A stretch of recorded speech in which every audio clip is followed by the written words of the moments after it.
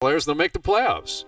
And I mean, I think how I would phrase it would be, the comfort or confidence in knowing you're going to be good with a good chance versus the unknown of what your chance might look like if you make those changes.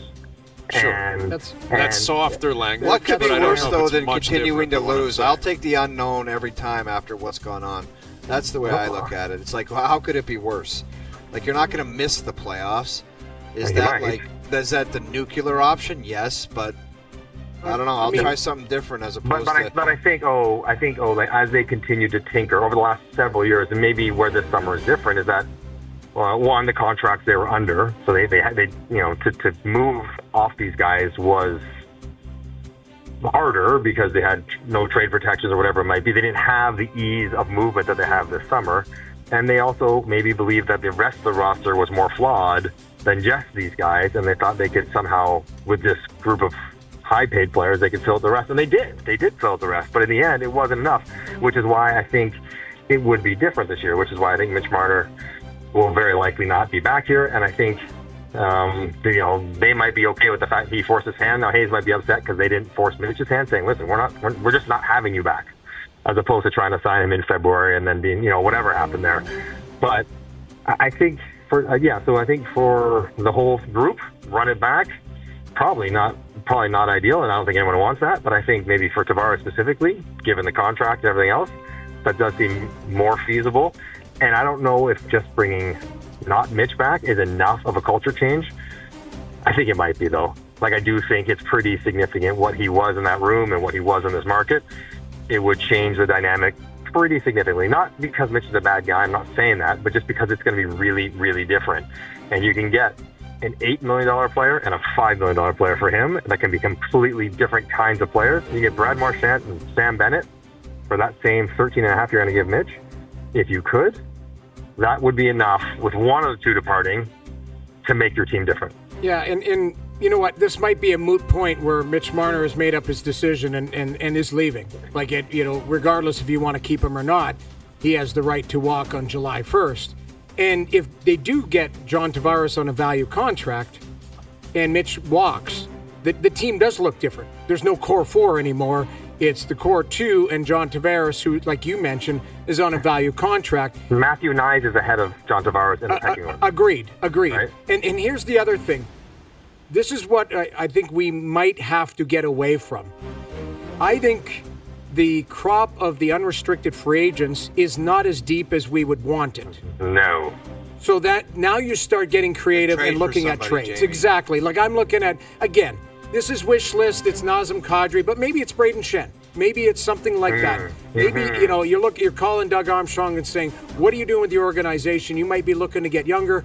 Like, that's the type of stuff you get creative. Again, do you have the currency to... Well, get offer sheet. You need your own pick. You need to offer. I like that. I agree. I think you need to be creative, but this is where, Johnny, and I'm going to put it back to you, this is where Brad Tree Living, if he doesn't have Brendan Shanahan's vision, if they weren't aligned going into last season, now it's Brendan Shanahan's show. I'm sorry, it's Brad Tree Living's show, and he can go, if he wanted to move off Mitch Marner last year, or if he wanted to get creative, but he couldn't do that because his hands were tied behind his back because you got to run it up the chain. If he has the keys to the kingdom, Brad Tree Living will build the team that he wants.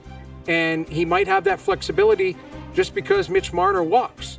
And now you start to get creative. And that's where it'll be interesting to see what he does with all of that. Yes. I mean, and talking about, just for offer sheets, what was Dylan Holloway's contract? Is it like 2.8? 2.8. That's like a second and a third. You go find a guy like that for your second and a third, you can do some things. So you're right, Noodles. If they weren't in complete alignment, and plus Tree was new enough that he's like, I guess, do I know enough about this group to decide definitively that it's not a good idea? But now he knows, and now it's going to happen regardless. So, that's. I think that's the road they go down. The only other thing, guys, I want to pull you guys. Oh, you're the general manager of the Toronto Maple Leafs. Mitch Marner's like, I'm not signing back, but I want to sign and trade.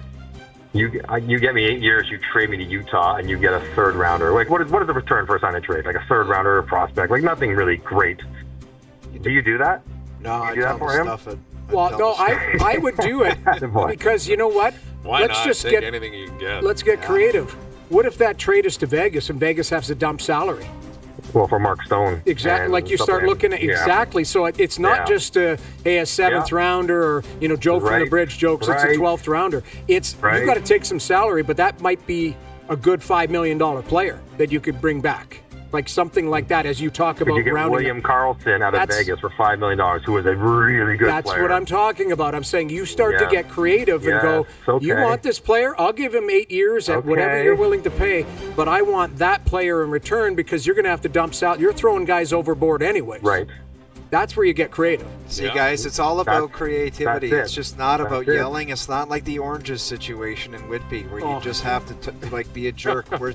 We're talking this thing through. I like it. I think we've established a lot. Communication is key. That's why it's a good relationship, guys. Yes. That's why it works. Yes. That's exactly right. Everything's Yes. about communication. That's the business we're in. And I think we've accomplished that this hour. I love it. All right, sign and trade to Vegas for William Karlsson. That's going to be the I like headline of it. this hour when we I- post it online. I've heard way worse ideas to start this interview, so not so bad. Yes. Good conclusion. Valid. I you know what though? Truthfully, I wonder if Vegas would also look at Mitch and any player for that matter, not just Marner, and say, "We're Vegas. We don't really need to give you an 8th Yeah. year. Like if you want to come here, you can come here, but it'll be on our terms." Like that. That is one thing I am curious about. Like the Leafs have done everything to make all these players feel so great. They've given in on everything.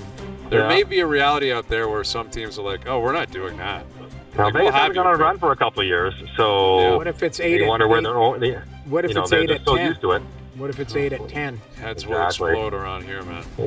They will explode. If that cap hit goes backwards, it will be wild. A wild, wild scene.